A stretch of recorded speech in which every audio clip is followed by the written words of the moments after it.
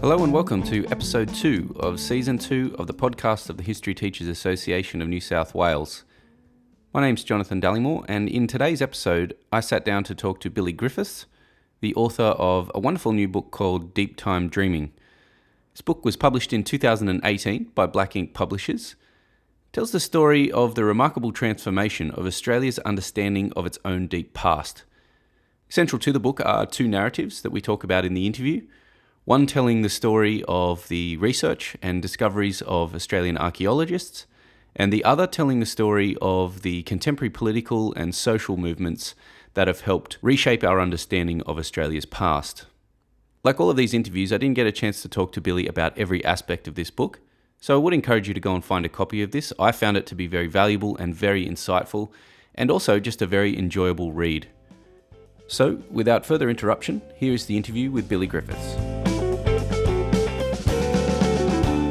Billy Griffiths, thanks for joining us. Thanks for having me on. I'd like to get straight into talking about deep time dreaming, if that's okay, and perhaps you could just start by explaining the title of the book. So the deep time in the title comes from John McPhee, the American writer John McPhee, who used it to describe that immense scale of time at which scholars like archaeologists and geologists work. Like its twin, deep space, it demands that we leave behind the world we thought we knew to confront the limits of our understanding. Just when you think on that immense scale, you need to travel deep into the past, into the ether. Of course, the dreaming refers to that complex, contoured and continually transforming cluster of traditions often referred to as the dreaming, indigenous traditions. And I wanted to bring them together in the title to say that one doesn't displace the other, and each conveys its own truth, but they're there side by side. I don't presume to have the authority to speak to the dreaming, so the book is really about the transformative deep history of Australia and the scholars that help us piece together that remarkable history. While I was reading the book, I was wondering about the story of the book itself, because there were moments where you sort of talk about it, and I found myself imagining how you actually put all of this together. Obviously, you know, you've read a lot of manuscripts, you've interviewed archaeologists, but you've also been in the field, and it was almost as if there could be a book about the book. Can you just tell us a bit about how you actually put this together? The idea of the book came about almost 7 years ago now, and I was working on an archaeological excavation in Western Arnhem Land, my first big excavation at a site called Mudjed. It's this beautiful rock hang, this decorated rock wall that leans out from the Arnhem Land escarpment, a last remnant of the plateau before the landscape gives way to these wet, scrubby plains. And we were working, digging down into the sand deposit below that rock wall for 7 weeks that first time. And as we were excavating, troweling our way through time, descending into the earth, I could see that there was so much here to explore. I wanted to understand better the deep past, that we were, the incredible stories and artifacts that we're uncovering, but also I became drawn to the story of our hosts, the Mirarr people, who were actually actively using that deep time story in their own campaigns against uranium mining on their land. So I could see the convergence of the archaeological story and the pursuit of the deep past with also this Aboriginal activism and this political struggle, which those two strands are enmeshed in the book. So that set me off on this path, and I was fortunate to know other archaeologists, and I began working as a heritage advisor, which in New South Wales and then in Victoria, and that helped me work at more prosaic archaeological sites, perhaps, the opening up breaking open a concrete slab and then digging beneath a shopping mall in Western Sydney. These experiences show me that the story of ancient Australia is everywhere, and it is a pulsing presence. And so, fieldwork is a huge part of my process of writing this book, and I find that a really important way to connect with place, engage with place. Because no matter how big an archaeological idea is, or how wide the implications, it starts as a local history. an intensely local history, grounded in place, and with deep associations with those who live there and have connections to that history. And this is an interesting development in terms of your career, this book, from what I've read about your kind of career path. I mean, you were sort of talking about some things there that I didn't know. But how does it fit with what you've done before in a sort of broader sense as a historian and as a scholar? Yes, it's quite a break from my last book, which was a history of the origins of the contemporary Australia-China diplomatic relationship. So my first book, The China Breakthrough, looks at Gough Whitlam's visits to China in 1971 in particular, and that was a dramatic visit, came before Nixon's visit in 72 and coincided with Henry Kissinger's active secret diplomacy. So yeah, coming to archaeology from there, it seems a stretch, but also it's always been a question on my mind, and I say this in the book, in Deep Time Dreaming, that this is a book about me learning to better understand the place in which I live and the place I love. And I've always felt a deep affinity with Australia, while feeling I'm also still learning to belong to Australia.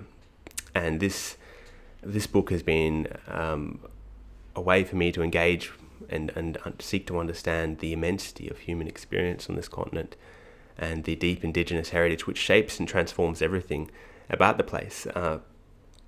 Of course, there is more overlap than might seem between the two books, because Gough Whitlam and is a big, in fact, he is a big player in the uranium mining case and setting up of Kakadu, which the Mirror were, well, of course, actively involved in, and so these political figures are coming in and out of the of Deep Time Dreaming, because I'm trying to tell the story of transformation. So it's not just a story of how we've come to understand the deep past, some of the people, places, ideas that shape the way we think about ancient Australia. It's also about the shifting cultural and political climate in which these ideas have emerged, and the role they have played in shaping national imagination.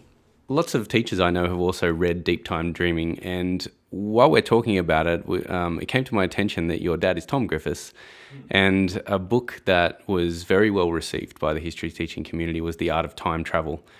And I kind of found myself wondering, it's a bit facetious I suppose, but I found myself wondering if there's some Griffith family conspiracy here that, you know, at a Christmas barbecue, you divide up the historians of Australia between you. He takes the later historians, you take the archaeologists. Is there any truth to that hunch? Oh, you're on to us.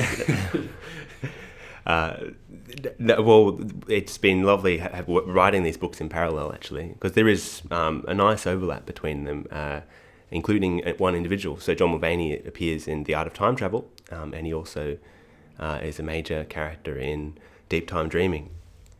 And another character, The Art of Time Travel also has a chapter on Mike Smith, the desert archaeologist, who is a very impressive scholar and a dear friend, and it's through conversations with him that I was able to make my first steps into the archaeological world, I suppose. So he helped me get an invitation on that first excavation, though of course I didn't mention that I joined that first excavation as the camp cook, so I wasn't coming in as some kind of so you're not brought in as an expert in anything at that point? by no means. Yeah, it was all about the cooking.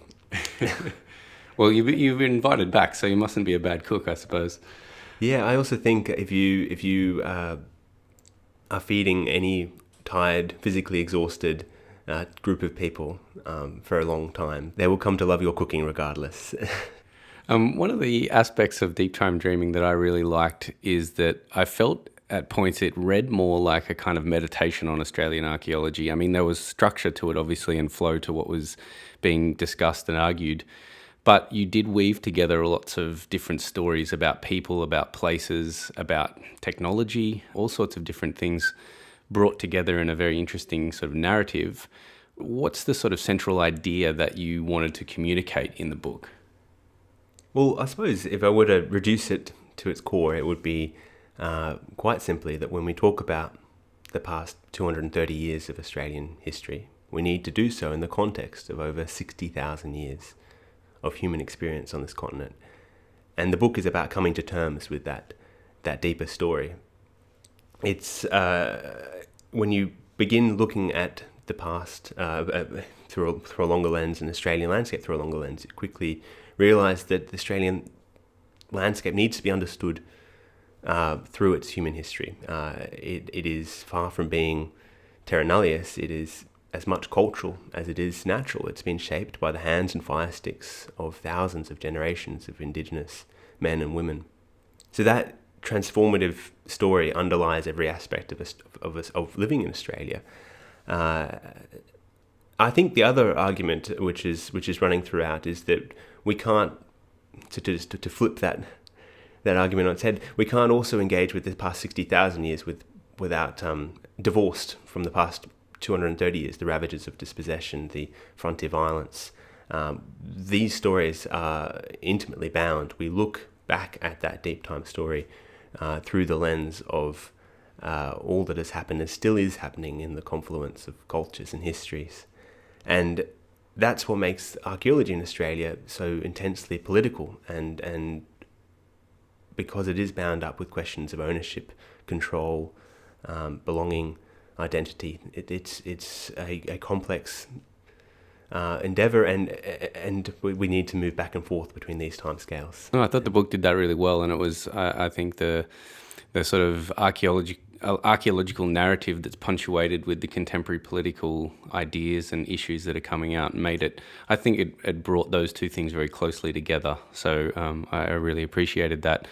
It's also a book that's very rich in detail and stories about very particular people and places. As I said, I found it hard in sort of putting this together to know what kinds of questions to ask, because there's so much I wanted to talk about.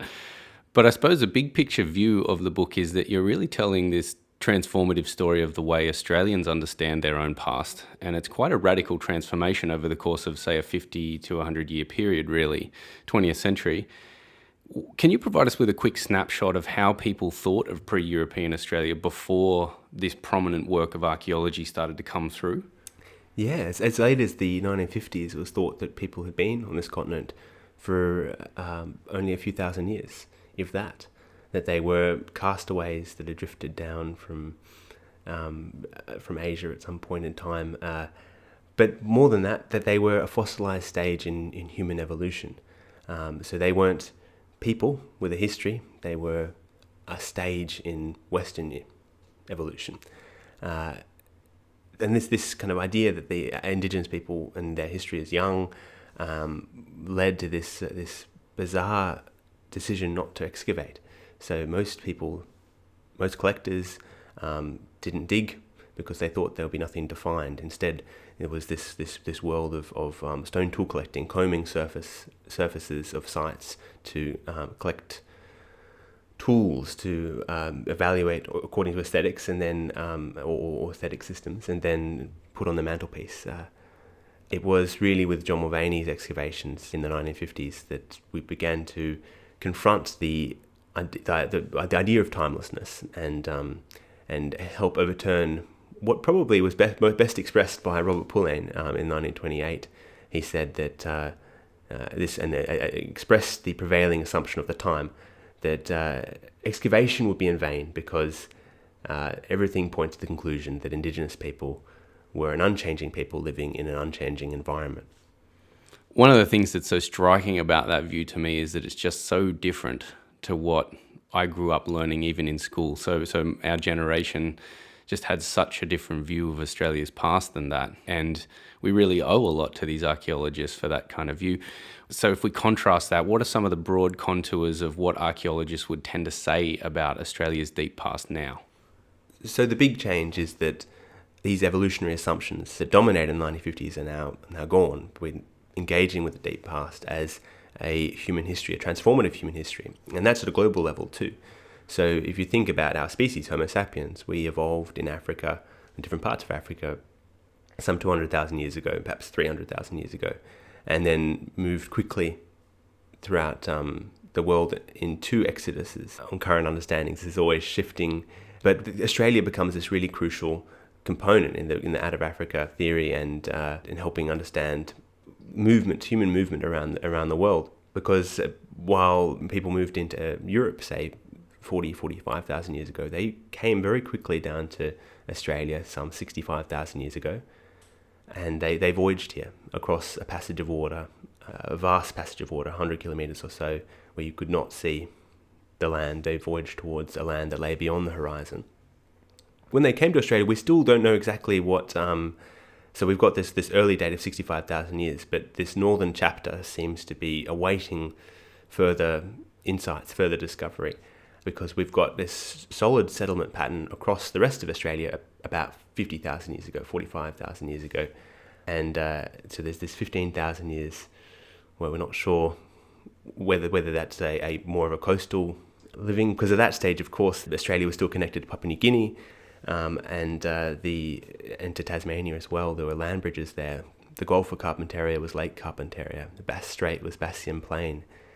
So while people have been in Australia, there's been these immense changes. The sea level's risen by not 1 or 2 metres, but by 125 metres. And as people moved throughout Australia, they made the land their own through language, song, story, and fire. And they shaped it as they moved. And they dug the earth to encourage crops. They extended the range of waterways to encourage animals like eels that they could trap. But then again, I'm speaking in I'm homogenizing. And I suppose the great insight now is we don't homogenize. We talk about the diversity of human experiences on this continent, and that there are hundreds of nations, hundreds of different countries that have made up this continent. Each of these different nations has a different history, and they're bound and they traded across these immense areas. But that's another archaeological insight. These chains of connections is what you can trace through artifacts that end up 1,000 kilometers away from their source, and speak to these trading patterns, the interconnectedness of these distinct societies that thrived on these shores throughout the Ice Age, and then were still thriving on these shores at the moment of invasion. It's one of the interesting things I found with reading this is that obviously most of the chapters are sort of structured around an individual or a couple of people who are working on an archaeological site. And so there's a very unique story to that person or those people, and then there's also a very unique story to that place. So I think it's an interesting point that you raised there about, this idea that we're not, I suppose, current archaeology tends not to homogenize. It's very particular, but it's still at the same time, as you say, connected to these enormous global themes and issues, which is a really fascinating connection, I suppose. Yeah, absolutely. And when you thinking that far in the past, you can't help but see the global. That's why it's so important to be working on these themes with the people who feel the connection to that deep past so intensely that it's not global, it's personal. And that's something which I write about in different parts of Australia.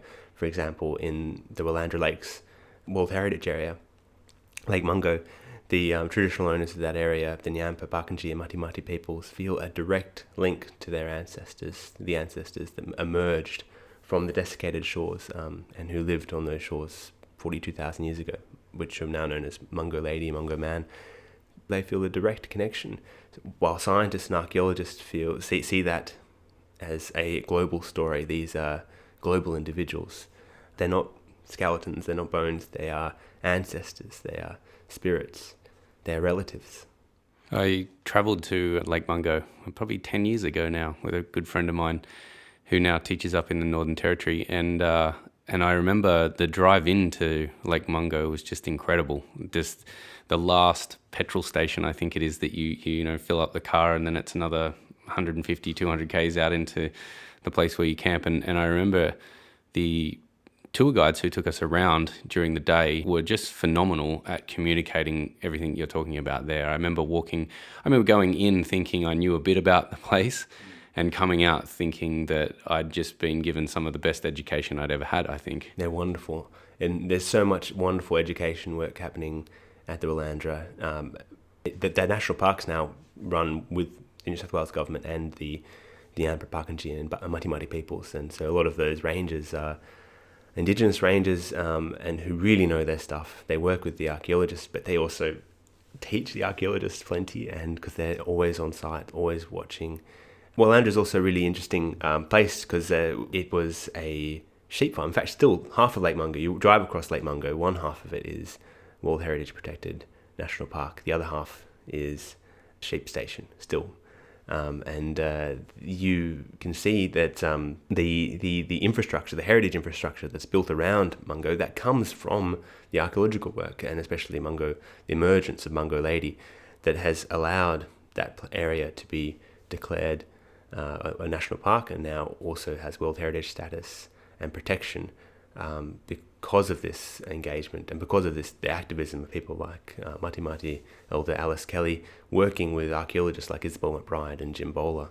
So this is a landscape is now valued across the world through the investigations, the kind of investigations I'm writing about in the book. I really enjoyed reading about a lot of these individuals, and a lot of the names I'd heard before or read about in different ways, but I thought it was great to get a really good sense of who they were as well as what they did, and some very troubled characters in there, some very likable characters. It's a whole broad sweep of people.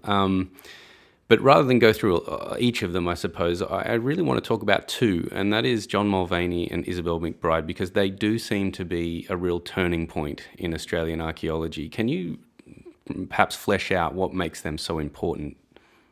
Yeah, well, John and Isabel both had a strong vision for archaeology. They came from history. They were both historians and moved into prehistory, got training at Cambridge Uni, both of them. They also were trained in history department at the history department of the University of Melbourne, both of them. So there are lots of nice similarities in their trajectories. John was working in the he trained in the early 50s and began excavations in the mid 50s, and Isabel started at the late 50s and early 60s. She worked in New England and northern New South Wales, and she advocated quite a different approach to John Mulvaney, a complementary approach, but also very distinct.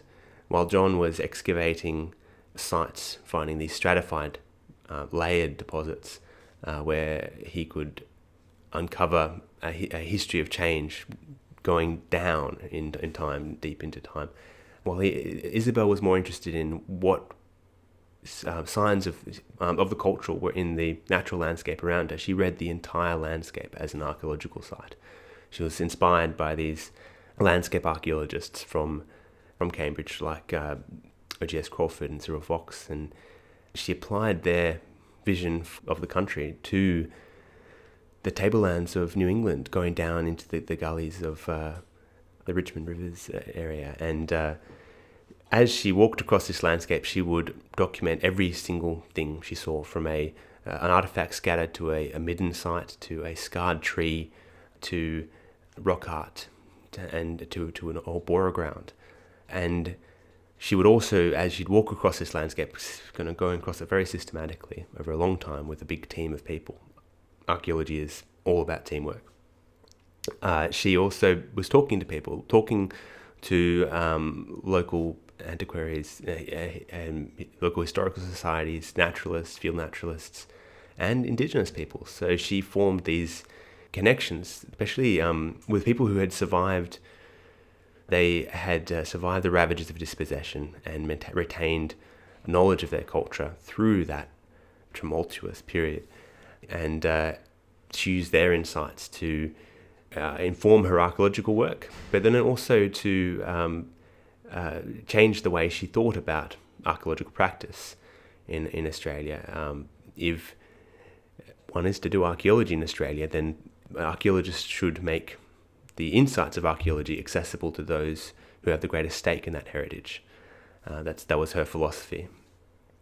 So she championed involvement of Aboriginal students at the University of New England and ANU when she moved there, and she brought that oral history component alongside this rich ethnographic work into a more holistic vision of landscapes. And John too was also attuned to this landscapes, and he was a champion for cultural heritage at a more legislative level as well. They seem like, well, they come across in the book as people who were great ralliers of others too, not just, these kind of heroes who went out and found this new information and brought it back and kind of reaped the benefits of that. They actually drew in large numbers of people, inspired, enabled, and pushed other people's work forward too. Yeah. Yeah, absolutely. And they were championing the cause of Aboriginal history, Aboriginal archaeology. They were making sure that one of the things that John Mulvaney had to do was to rein in this persistent culture of collecting that was going on and train his peers at that time, the curators, the stone tool collectors, that when they collected artifacts from the top of sites, they were in fact destroying the sites, and that these sites needed to be protected, preserved. By championing Indigenous heritage and doing this public outreach, trying to introduce concepts such as antiquity and cultural change to lay understandings of Indigenous Australia, they were able to create a discipline, really, and that's why I regard them as foundational figures. One of the things I think I often assume about archaeology is that a lot of the interesting stuff has been discovered, and it's people now working on more particular investigations and so on. But one of the people that I was happy to see come up in the book, Bert Roberts from Wollongong Uni, I've met him a few times. He used to come over to my classes actually and talk to them in big history classes. And he's a lovely guy. And I was surprised when I started chatting to him about how important some of the things that he is working on really are. That really changed my view, I think, talking to him about there's actually really big issues being uncovered and so on now. He's the director of this ARC Centre for Excellence, a Centre of Excellence for Australian Biodiversity and Heritage, which I'm involved with, associated with. And it's this big project to try and understand more about the past 130,000 years of natural and cultural history in Australia and the greater region. So he's got a big vision, and he's really bringing that those big questions to the into play through this centre. But you said you've been on a few of these digs. How do you think it shapes your experience, your understanding, your insight into all of that to go out into these places and actually participate? Yeah, I don't think I could have written the book without being involved in archaeology and understanding what a teamwork-oriented discipline it is, and a collaborative discipline. There's also a huge component of lab work as well. There's this moment of discovery, the romanticism of the dig, and then there is a long period of counting, sorting, analysing, and then the long write-up as well. This is part of the craft of archaeology, something I'm really interested in and I try and evoke in the book. It shows that the archaeologists aren't like Indiana Jones. They're not swooping into a past tomb and stealing stuff. They have long-term relationships with both the communities but then also with the archaeological sites. These go on for decades, and it is only through that deep long-term connections that they can build these local histories into global insights. And one of the big themes in the book, I suppose, is to show how archaeologists have worked in these different places around Australia over the past 60 years and been changed by those experiences. And they have shifted the way they see the landscape and they've glimpsed, I suppose, an Indigenous way of viewing the landscape. That's certainly the experience of several of the people I follow in the book.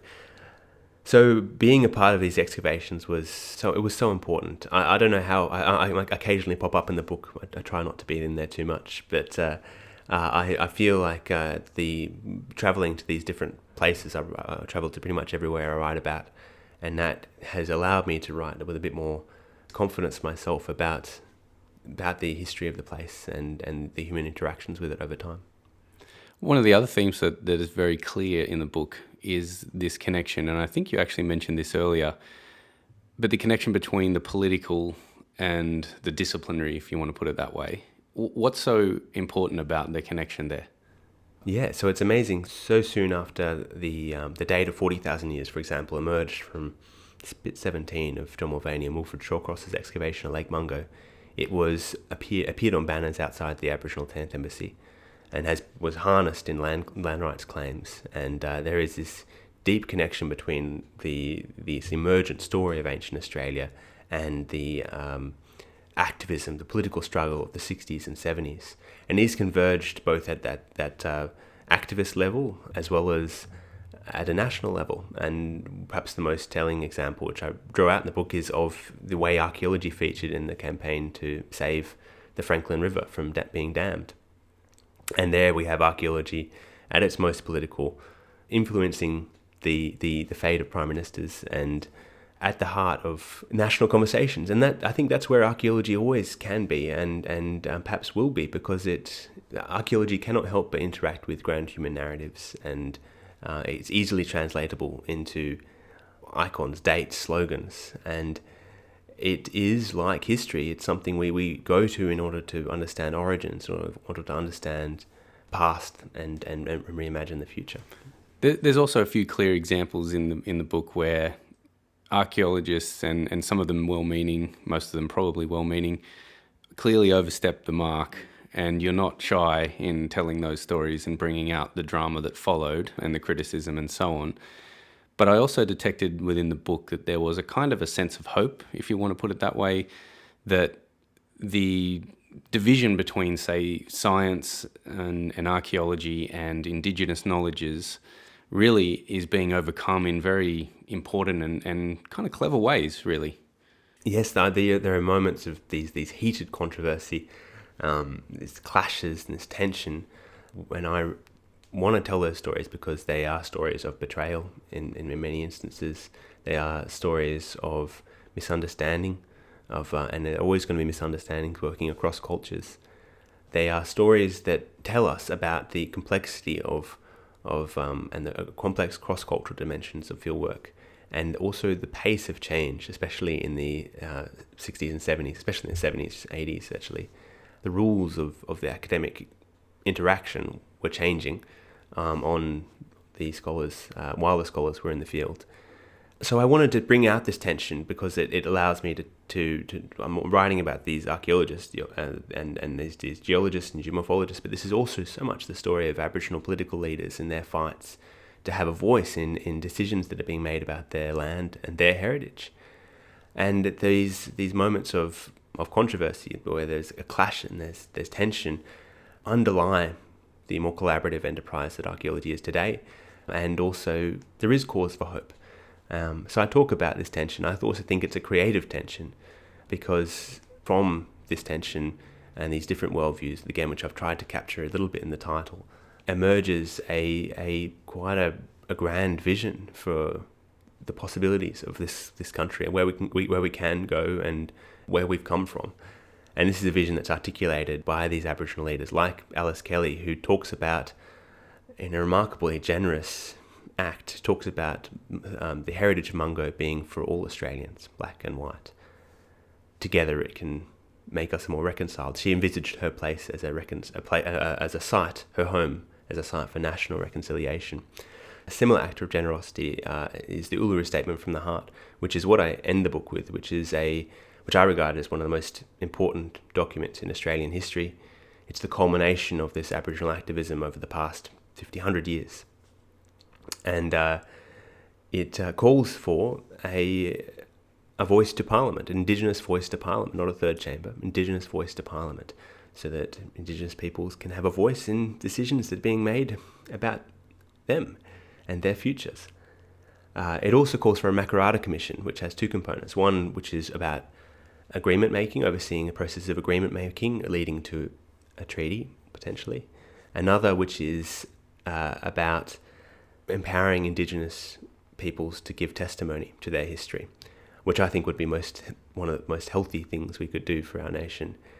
Imagine what that would do to Australia. To listen to a generation of Indigenous peoples give testimony to their history. It's a powerful end to the book. I did appreciate that. And one of the things that you were chatting about before we started this show was that you felt that the book was, in one sense, lucky, I think is the way you were kind of putting it, that it sort of entered a conversation at an important moment. And perhaps it's part of the reason that deep time dreaming did get so much traction. What's the conversation that you're talking about there? Yeah, I've been very interested to see the way the book has been received, and it has entered this national conversation. There's something in the air at the moment, which we can put down to the Uluru Statement and also the rejection of the Uluru Statement. But we're also seeing in other domains like the debates over Australia Day, the statue wars, and Australian history is all over the national media. It's part of. There's a new conversation unfolding right now, and it's moved on from the culture wars of the Howard era, and that includes the deep Indigenous history of this continent, which has been uncovered to such a large extent by non-Indigenous scholars, and that's the story I'm bringing to the fore in my book, along with this strand of Aboriginal activism. And it's been wonderful to see it starting new conversations, and hopefully it will lead, along with all these other books that are out at the moment and all these other events, into some bold vision for the nation. There do seem to be a lot of really good books out at the moment. I mean, like in the last couple of years. So Bruce Pascoe, I think of Dark Emu, I think of your book. I think there's a few others that come to mind. Bill Gamage, I think it is, with The Greatest Estate on Earth. These are rejuvenated, I think. Not necessarily debate. They're not new debates necessarily, but I think they've just put a really fresh voice on things that have been around for quite a long time in Australia, and it's quite refreshing. I think that's a really important point about these books, is that they are drawing on a long tradition of scholarship and bringing them to the fore. So bringing existing research to a public readership, and that readership is there. There is a hunger to engage with Indigenous history and the deep past in Australia, and understand more about the Australian environment, and the cultural dimensions of that. So the success of the books, I think, can't be taken away from that change in the public.